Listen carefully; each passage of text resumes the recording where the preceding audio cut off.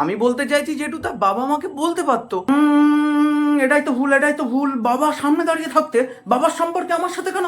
বাবার সাথে direct direct কথা বলো, ডাইরেক্ট। আর হ্যাজাস না ভাই, মিটে গেছে তো। ওকে কিন্তু আমি ওই গণেশের বাবন বলে ডাকবো, রাগ করলে কিন্তু হবে না খোকা। 34 আর 15 কত হয় তাড়াতাড়ি বল, শিগগিরি শিগগিরি। 34 আর 15-তে ওই ওই ওই 49 হয়। এই এতগুলো বছরই পশ্চিমবঙ্গবাসী ওয়েট করেছে আচ্ছা দিন দেখার জন্য, আর তুই এদের গন্ডগোল মেটার জন্য 2 মিনিট ধৈর্য ধরতে পারছিস? 3 মিনিটের মধ্যে ওরাই যদি দুজনে 2 মিনিট নেয় তাহলে আমরা কখন কথা বলবো? যে তাও ঠিক তাও ঠিক, একটু একটু তাড়াতাড়ি নাও তোমরা, তাড়াতাড়ি নাও।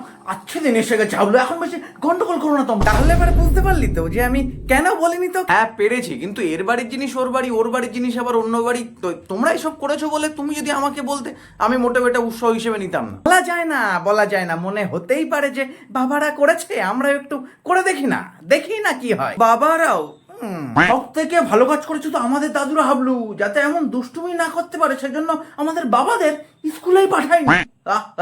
ভগবান আমার মনের পাপ দূর করো, এদের বাড়ির মহিলাগুলোকে আমি মনের মধ্যে মোটে ভালোভাবে নিতেই পারছি। তোরা তোরা তোরা হাসলি না, ভালোই করেছিস। একবার শুরু করলে পেটে খিল লেগে যেত। আসলে মাঝে সাঝে এত ভালো ভালো জোকস বেরোই না। এমন যদি আরো কোনো মশলাদার ঘটনা ঘটে থাকে তোমাদের জীবনে, সেগুলো শেয়ার করো আমাদের সাথে তোমরা।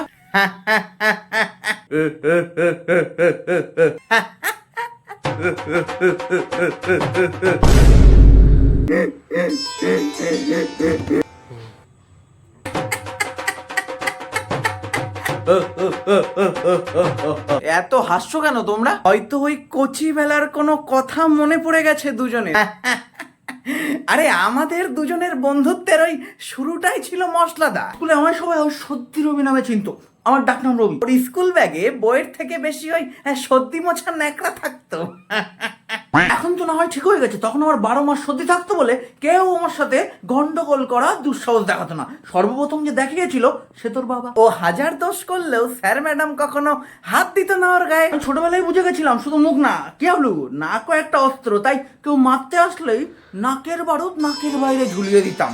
মাঝে মাঝে তো গায়ে ঠিক এই অস্ত্রকেই কাজে লাগিয়ে ও ছেলেপিলের টিফিন খেয়ে নি। তবে পালা যেদিন তোর বাবার এলো, স্বাধীনতার পর বোধহয় প্রথমই ওই 1981-তে আমার আর ওর যুদ্ধ হলো। স্কুল থেকে যুদ্ধের অনুকরণ করে নাম দিল সর্দি যুদ্ধ। ওর নাকে তো ওই সারা বছর বারুদ থাকতো, আর আমার নাকেও সেদিন ওই একদম ভর্তি বারুদ। এই যুদ্ধের সময় 6 মাসের সর্দি আমার একবারে বেরিয়ে গেল। তখন থেকেই তোর বাবা আর আমি জিগি।